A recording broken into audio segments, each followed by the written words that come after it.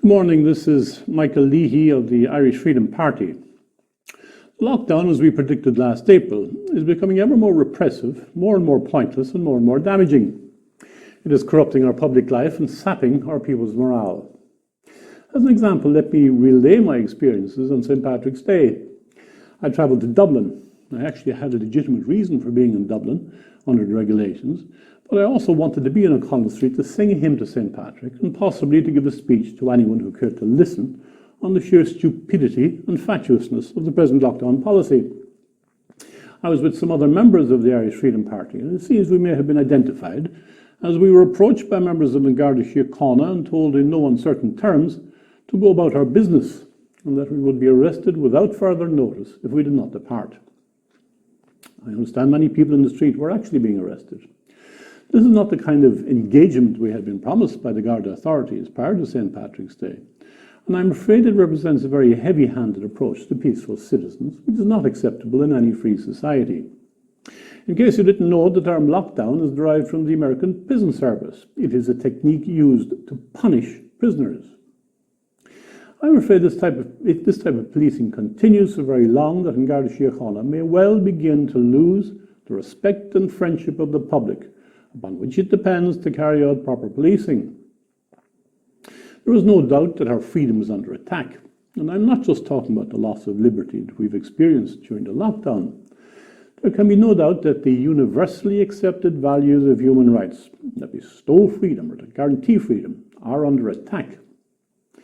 It used to be that such attacks came mainly from the radical left, but clearly the disregard for proper standards of legislation and respect for basic liberties is now widespread throughout all the parties of the Dáil and all branches of the government, administration, and even our policing. Those freedoms that for so long we've taken for granted, including freedom of assembly, freedom of speech, freedom of association, freedom of religious worship, are under attack today to an extent that we have never witnessed since we achieved independence almost 100 years ago. It is also evident that government has been planning attacks against freedom of speech for some time. The most obvious example is the so-called hate speech legislation, which government has been planning for 3 years. Our party was the only party to make a detailed submission on this matter, indicating that every single party in the Dáil is prepared to undermine the most fundamental freedom that we have as a free people. That is the right to express our opinions openly, without fear of government or police sanction.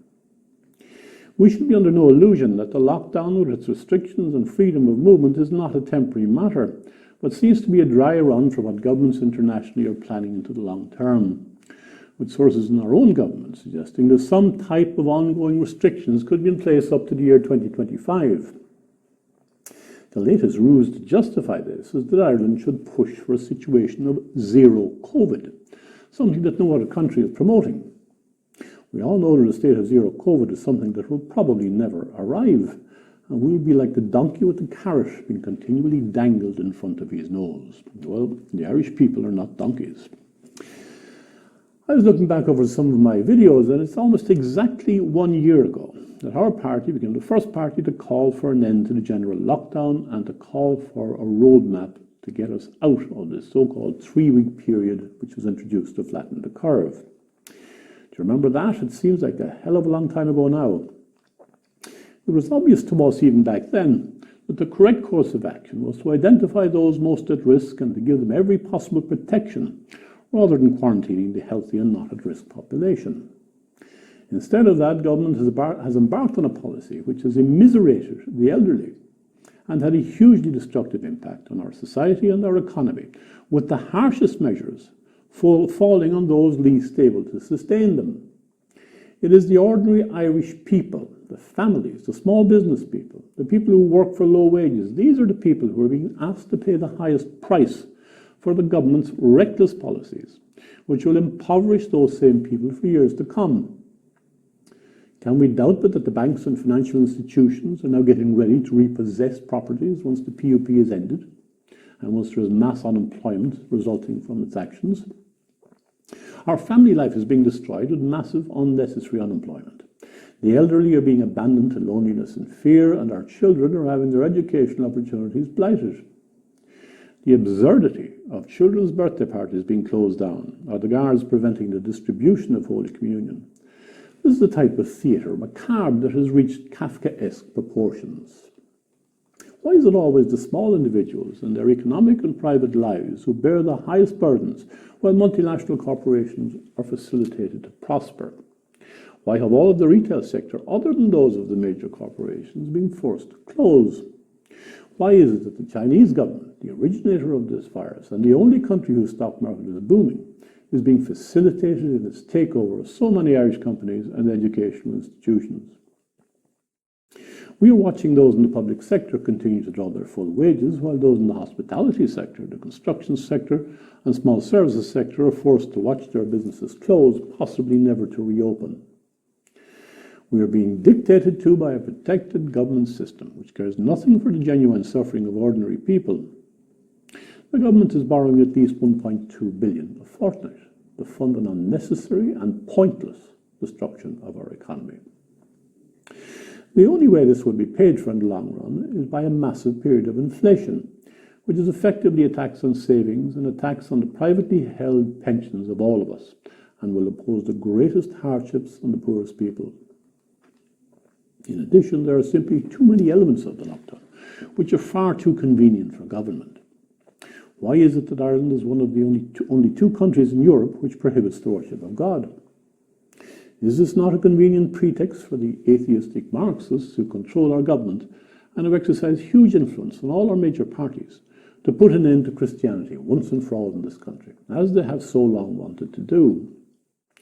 Is it not appropriate that in the wake of the non-celebration of our National Saints' Day and the proposed second consecutive closure for Easter, the holy season of Easter, that we should demand of government that it stops hiding behind its tactics of fear, that it opens our churches, which are safe and well managed, and that it takes its grubby paws off our right to worship? Why is it that there has been no effort to carry out a benefit analysis to justify the basis upon which this country is now being impoverished into the long term? No effort has been made to assess the serious damage being done to our economy, being done to the lives of our children who have been denied education and the need for socialization, or being done to the long-term physical and mental health of our people, to an extent that it may take years to fully understand. It is time for this injustice and this madness to come to an end, and we must have our day of reckoning. Barrister Tracy O'Mahony is now taking a High Court action on the lockdown measures. We should be very grateful that we have such patriotic and self-sacrificing people. I believe that this action will prove that the government has come nowhere near to establishing a proper case for the attack against constitutional liberties on which the government has embarked. Instead, it is clear that government has been panicked into a cowardly and defeatist action, that it does not know what it is doing, and that it has now walked itself into a dead end from which it can't find a way out, without admitting that it has made a serious mistake, something governments are increasingly unable to do. You've heard, no doubt, of the Great Reset, a term that only a year ago would have been treated with derision and dismissed as conspiracy. It has, however, long been a central element of the hateful politics of gender, of health and safety fascism, and of the fraudulent lexicon of global warming. It is now coming out into the open, being openly discussed in the context of the pandemic. Nobody in government now denies, as they would have only 12 months ago, that our rights of property and our rights of freedom of association and speech are going to be dramatically changed into the long term. Nobody now denies, as it is open stated government policy, that the demographic profile of this country is being made ready for a transformation, whether we like it or not.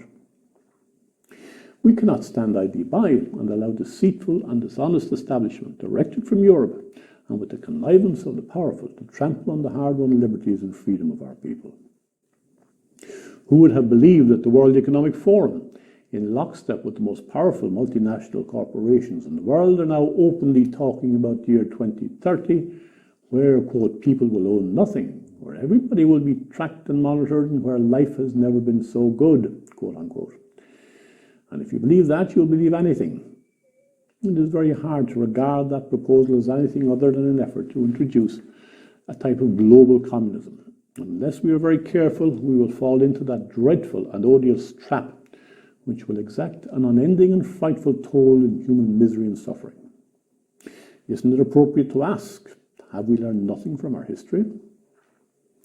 It is becoming increasingly clear that this government is now veering out of control, in that it has come to think of itself as being separate from the people, and that the only way it will be brought back to its senses is either by court action or by a concerted campaign of civil disobedience, carried out by ordinary people. Let us forego those ridiculous and pointless masks. Let us ignore the absurdity of keeping away from friends. Let us reopen our businesses, and let us regularly appear in the streets and demand a return to sensible and compassionate government. Our nation, brought into being by the patriotic sacrifice of our forebears, whose 100th anniversary we now celebrate, is being betrayed by those whose obligation it is to protect the Irish nation.